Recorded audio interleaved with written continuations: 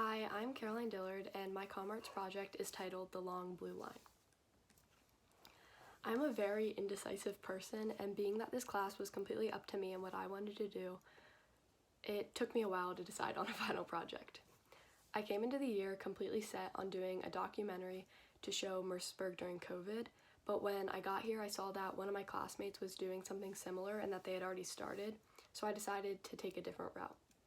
I was still on the idea of a video at this time. I wrote a narrative and started filming short clips for a video of the things we take for granted at Mercersburg and that we're going to miss next year, something that was aimed more at seniors but that anyone from the school would enjoy watching and appreciate. But as I began that one, we were still in a very strict stage of COVID regulations, and I was seeing that it was going to be a little bit harder to get the footage I needed/wanted with all of these rules. So that one was thrown behind me. At that time, I decided to switch to photography. I was set on doing a photo book of portraits of people from all around the world. I made the template for the book, scheduled students to come in to have their portrait taken, and it seemed like I had this one all worked out. That was until I realized how hard it is to try to schedule 24 very busy Mercersburg students to come in and model for me. About 5 didn't show up the first day when I was planning to shoot 10 of the students, and when I went back that night, I realized I had made a few mistakes and that for this project to succeed, I would probably need to take each model's portrait at least 3 different times.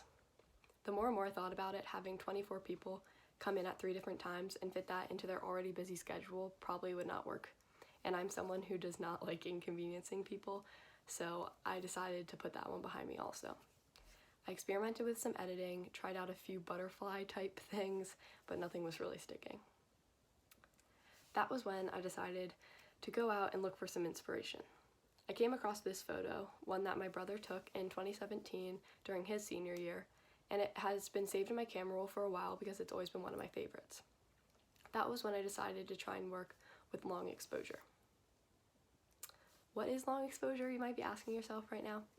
So the way I best can explain it is a camera is like an eye, and every time you take a picture, it blinks. And when you're using long exposure, you set the camera to open for a really long time, almost like you're opening your eyes for a really long time. A normal picture would take in about 1/200th of a second, so the eye would be blinking really fast, whereas when you're using long exposure, the camera's eye is open for about 30 seconds. When it's open, it's absorbing all of the light that's in the frame. This is how things like the stars show up even though it's pitch dark outside. It also allows me to run across the frame with a flashlight without me being seen, because it's only picking up the light, and since I'm in dark clothing and I'm not glowing, it can't see me. So I went out with a tripod, my phone flashlight, and my camera and tried it out because I hadn't really done anything like this in the past. Night number 1 was a bit rough, but I still really liked the idea. I went back into class the next day and started editing the photos to see what I could do, and I was messing around with Photoshop and decided to change the color of the line. I changed it to blue and immediately thought of the long blue line, as straightforward and silly as that sounds. I also noticed that when the photos were next to each other, they could almost connect. I really liked the idea of them connecting, and I made the photo on the right and posted it to my Visco social media platform, and it got over 30 reshares in one night, all from either students at Mercersburg or alumni. That really gave me hope in the idea I had because I knew that people liked it. So I set out to create a series of long exposure light painting photos of places around Mercersburg that students and alumni would recognize. A series where when the photos were juxtaposed just right next to each other, the blue line would connect through all of them.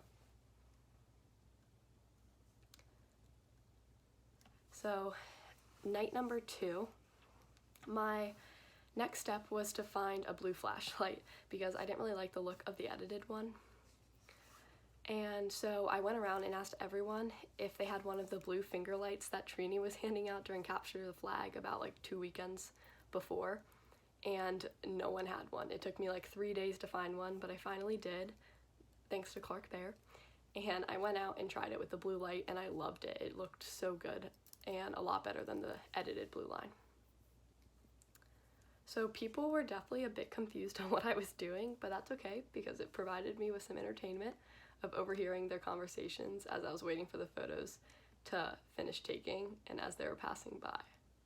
So I would go out at night around like 8 or 9, so it was dark enough, and I would be in a hoodie and sweatshirt or a sweatshirt and sweatpants with a blue light running around, and I always had to do it at times that people were like walking past me or security was driving around, so I definitely looked a little bit crazy and no one really knew what I was doing. A lot of people stopped and had to ask. So as I was editing, I really wanted my images to be timeless, and anyone from Mercersburg, no matter what year they were here, would get the same feeling looking at the photos. I decided to do this by converting the images to black and white. But since I still wanted the line to be blue, I had to take this one step further. I imported my images into an app called Color Splash, where it desaturated the images and made them look black and white.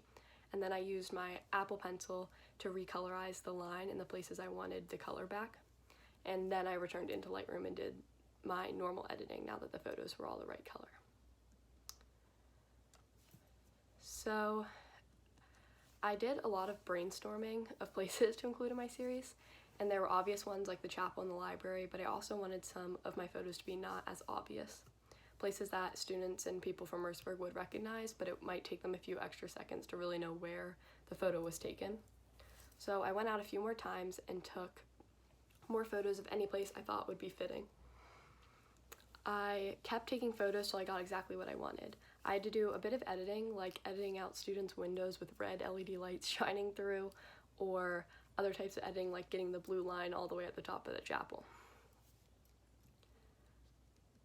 Once I got the 13 images that I wanted and they were all ready to go, I started thinking about how I wanted to present them.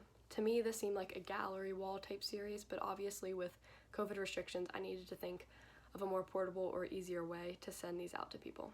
Miss Pixler helped me come up with the idea of doing an accordion style book, and that is what I did. I laid out on InDesign a template and put all of my photos together, and I carefully decided the order they went in and how they should connect.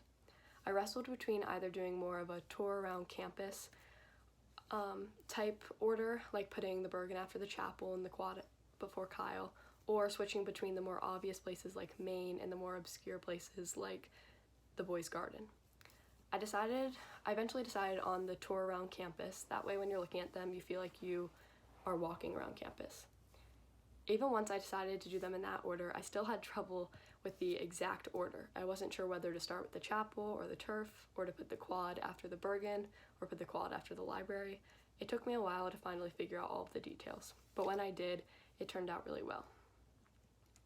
I really liked how my project turned out, and I was definitely challenged with the light painting and the editing and figuring out the mechanics of long exposure, but I feel like I learned a lot about my camera and the things it can do. The experience was not what I was expecting going into it.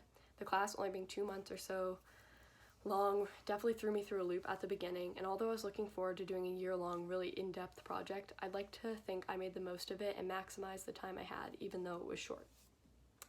So, thank you.